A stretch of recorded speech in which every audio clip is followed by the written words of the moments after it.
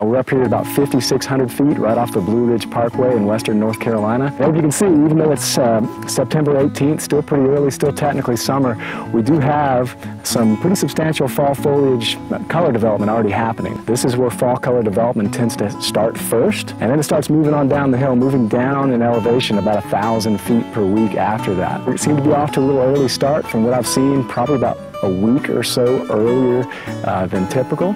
Doesn't necessarily mean it's going to peak earlier, but it certainly is exciting to see a little bit of fall foliage already happening even before the fall gets here. The weather largely dictates the pace at which the development proceeds. Typically this time of year we start to get that 6 to 7 day weather pattern where you get a cold front that comes through and get a little bit of rain, and then it cools off, and then you have several days of nice clear weather with bluebird skies.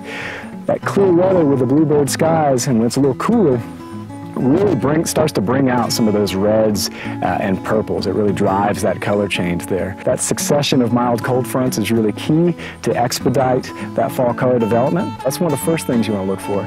The second thing is to just to pay attention to some of the species that you have closer to home. There are a handful of species in the upstate that sort of tend to be sort of harbingers of fall color. Species like sourwood, species like black gum. When you start seeing color in those species, that tells you that the fall color season has started and you're only going to be seeing more and more color as the weeks go on. So we've come down the mountain about 500 feet, and right here we're about 5,100 feet in elevation, so still pretty high up. And we're standing next to actually one of my favorite trees. This is called a fire cherry. Another name for it is pin cherry. And I like this tree because it's really one of those harbingers of fall color development. This tree, when it peaks, is bright red. And as you can see, even though it's still summertime, we're already getting some good color on this tree.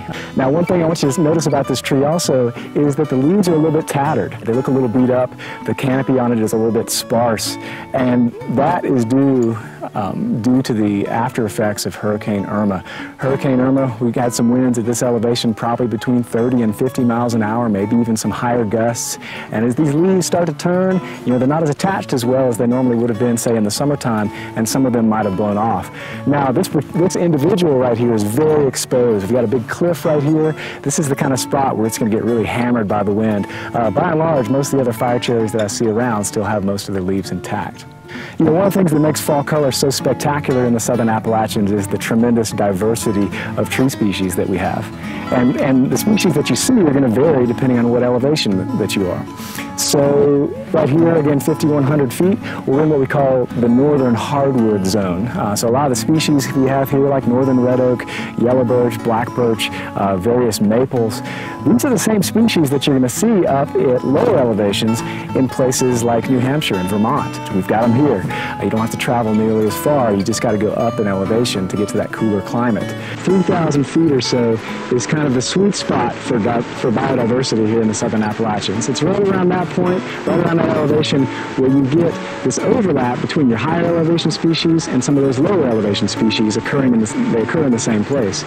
So that's where we are now. We're about 2,800, 2,900 feet, and looking around, the diversity of species, particularly in the overstory, is really tremendous right here. All of those different species are going to have their own characteristic color when it comes time to change. If you want great vistas, you know, it's hard to beat the Blue Ridge Parkway. At those higher elevations, you can see for many miles across this vast landscape and see some beautiful colors. But as we move later into the season, your best fall color is going to be in some of these more secluded spots, off a back road somewhere, maybe out in a national forest somewhere. Come mid-October, a place like this is really going to be firing off with some great colors.